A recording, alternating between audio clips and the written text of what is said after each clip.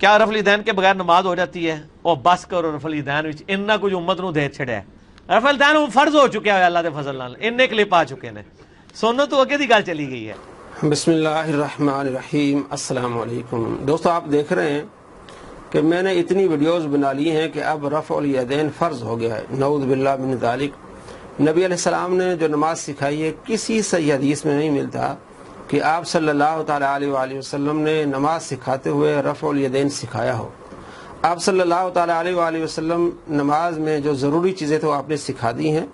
اگر فرض ہوتا, واجب ہوتا, آپ صلی اللہ تعالیٰ علیہ وآلہ وسلم ضرور سکھاتے ہیں. یہ اسلام میں یہ چیزیں ہوتی ہیں جو داخل کرنے والی. اس نے ایک نئی شریعت بنا رہا ہے کہ رفع الیدین فرض ہے. فرض اس وقت ہوتا ہے جب اللہ تبارک و تعالیٰ اس کے لیے حکم فرمائے یا نبی علیہ السلام حکم فرمائیں اور جو نہ کرے اس کے لیے وعید فرمائیں, وہ چیز فرض یا واجب ہوتی ہے. نہ اس کے بارے میں قرآن مجید میں ہے, نہ اس کے بارے میں حدیث پاک میں ہے کہ آپ صلی اللہ تعالیٰ علیہ وآلہ وسلم نے حکم دیا ہو کہ نماز میں رفع الیدین کرو. باقاعدہ بخاری میں احادیث 6667 آپ صلی اللہ تعالیٰ علیہ وآلہ وسلم نے پیارے صحابی کو نماز سکھائی. آپ صلی اللہ تعالیٰ علیہ وآلہ وسلم نے رفع الیدین کا ذکر تک نہیں فرمایا. اگر رفع الیدین کرنا فرض ہوتا تو کیا آپ صلی اللہ تعالیٰ علیہ وآلہ وسلم نے جو نماز سکھائی ہے کیا وہ ناقص تھی؟ نعوذ باللہ. اور پھر یہ اعتراض کرتے جی اس میں تو ثنا بھی نہیں سکھائی, تو یہ فرض تو نہیں ہے. جو فرض چیزیں تھی آپ صلی اللہ تعالیٰ علیہ وآلہ وسلم نے سکھا دیں. اس کے علاوہ جتنی چیزیں مستحب ہیں, بلکہ اس کی جو پیاری ایک ایپ ہے 360 اسلام, اس میں 257 نمبر جو ترمذی شریف میں حدیث ہے اس کی تفصیل میں لکھا ہے کہ رفع الیدین مستحب ہے, فرض نہیں ہے, واجب نہیں ہے. یعنی وہ لکھنے والے 360 ایپ کیا ترجمہ کرنے والے, تفسیر کرنے والے, وہ کہتے ہیں مستحب, یعنی کریں گے تو ثواب, نہیں کریں تو گناہ نہیں ہے. اور نبی علیہ السلام نے منع فرمایا. جابر بن سمرہ رضی اللہ تعالیٰ عنہ راوی کہتے ہیں کہ آپ صلی اللہ تعالیٰ علیہ وآلہ وسلم باہر سے تشریف لائے تو ہم رفع الیدین کر رہے تھے. آپ نے منع فرمایا, یہ کیا کر رہے, اسکنوا فی الصلاۃ. اور نسائی میں بھی حدیث ہے, خرج علینا رسول اللہ صلی اللہ تعالیٰ علیہ وآلہ وسلم نحن رافعو ایدینا فی الصلاۃ. نماز میں ہم رفع الیدین کر رہے تھے. آپ صلی اللہ تعالیٰ علیہ وآلہ وسلم فرمایا کیا کر رہے ہو, منع فرمایا, فرمایا اسکنوا فی الصلاۃ. اور یہ بہانہ بنائیں گے جی اشارے کا باب ہے, سلام کا باب ہے. نہیں جناب علی, امام نووی رحمۃ اللہ علیہ نے نماز میں سکونت اختیار کرنے کے بارے میں یہ باب بنایا ہے. اور اس کے آگے جو وہ نماز میں اینڈ پہ سلام کے لیے وہ حدیث ہے, یہ الگ ہے, وہ الگ ہے, یہ واقعہ الگ ہے, وہ واقعہ الگ ہے.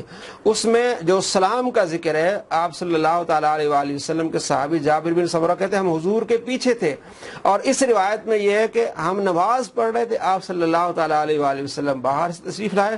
فرمایا کیوں تم نماز میں رفع الیدین کر رہے ہو؟ تو رفع الیدین کو آپ صلی اللہ تعالیٰ علیہ وآلہ وسلم نے منع فرمایا. جس چیز کو آپ علیہ السلام نے منع فرمایا اس چیز کو یہ کہہ رہا ہے یہ فرض ہے. اور جو رفع الیدین کرتے بھی ہیں وہ اس کو فرض نہیں کہتے, واجب نہیں کہتے, وہ صرف مستحب کہتے ہیں. یہ وہ شخص فتنے باز ہیں, ایک مستحب عمل کو جو ان کے نزدیک اس کو فرض قرار دے رہا ہے. یہ ایک نیا دین بنا رہا ہے, ایک نیا فتنہ کھڑا کر رہا ہے, اور ظاہر اس کو سننے والے وہ کہیں گے جی فرض ہے. جو چیز مستحب ہے ان کے نزدیک, یعنی جو رفع الیدین کرتے ہیں وہ علماء بھی اس کو مستحب سمجھتے ہیں. مستحب کو فرض قرار دینا یہ دین میں زیادتی ہے. یہ وہ چیزیں جو دین میں داخل کرنے والی ہیں. اللہ کے نبی اس کو منع فرماتے, اس کو فرض کریں کہ اللہ کے نبی صلی اللہ تعالیٰ علیہ وآلہ وسلم کے عمل کے خلاف جائیں. اور یہ پاکستان کے خلاف, پاکستان کے قانون کے خلاف جاتا ہے, اور بار بار یہ اپنی ویڈیوز میں کہتا ہے کہ میرا گولڈن کوڈ ہے. میں ان کو اسلام سے, اہل سنت سے ٹوٹا ہوا ایک فرقہ مانتا ہوں جنہوں نے اس بڑے لیول کا اختلاف کیا کہ ان کی تکفیر کرنا ہماری مجبوری بن گئی, کیونکہ انہوں نے اس اختلاف کی بنیاد پہ ہمیں کافر ڈکلیئر کر دیا. اور انہوں نے کہا جو غلام احمد قادیانی کو نبی نہیں مانتا ہم اسے کافر سمجھتے ہیں, تو جو ہمیں کافر کہہ رہا ہے پھر ہم حق رکھتے ہیں کہ ہم اسے کافر کہیں. اور میں نے کئی دفعہ یہ گولڈن کوڈ اپنا بیان کیا ہے لوگوں کے سامنے کہ اگر قادیانی ہمیں کافر کہنا چھوڑ دیں ہم ان کو کافر نہیں کہیں گے. کہ قادیانی کو ہم اس لیے کافر کہتے ہیں کہ وہ ہمیں کافر کہتے ہیں. اگر وہ ہمیں کافر کہنا چھوڑ دیں ہم انہیں کافر نہیں کہیں گے. کہ یہ دین کی یہ سمجھ ہے. ہم قادیانیوں کو کافر اس لیے کہتے ہیں کہ وہ نبی علیہ السلام کی ختم نبوت کا انکار کرتے ہیں, قرآن پاک کی آیات کا انکار کرتے, اس وجہ سے انہیں کافر کہا جاتا ہے. اور قانون نے اس لیے ان کو کافر کہا.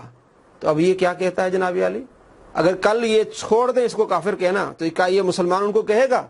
कानून तो इसका यही है। जिस बंदे को इतना पता नहीं है कि हम कादियानी को काफिर क्यों कहते हैं, वो आपको दीन सिखा रहा है, वो आपको हदीसें पढ़ के सुना रहा है। जिसको इतना भी पता नहीं है, दोस्तों आप खुद समझें कि हम कादियानी को काफिर इसलिए नहीं काफिर कहते, वो हमें काफिर कहते हैं। वो कुरान की इनकारी हैं, खत्म नबूवत की इनकारी हैं, इसलिए उन्हें काफिर कहा जाता है। तो ये शख्स आपको दीन सिखा रहा है, ये आपके अंदर एक फितना पैदा कर रहा है, आपके अंदर एक बुग़्ज़ डाल रहा है साहबा कराम का, औलिया कराम का, मुसलमानों का, मुहद्दिसीन का, फुक़हा का।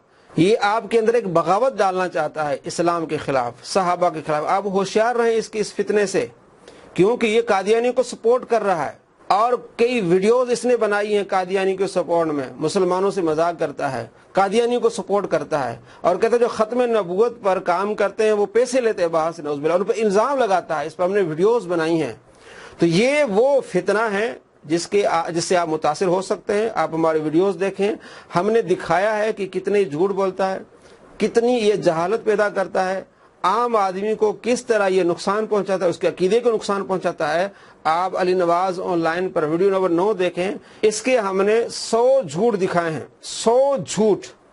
और फेसबुक पे अली नवाज ऑनलाइन पेज हमारा, उसको भी लाइक करें। आपको मालूम हो जाएगा कि इस सदी का सबसे बड़ा झूठा है जो आपको धोखा दे रहा है, आपके साथ फरेब कर रहा है।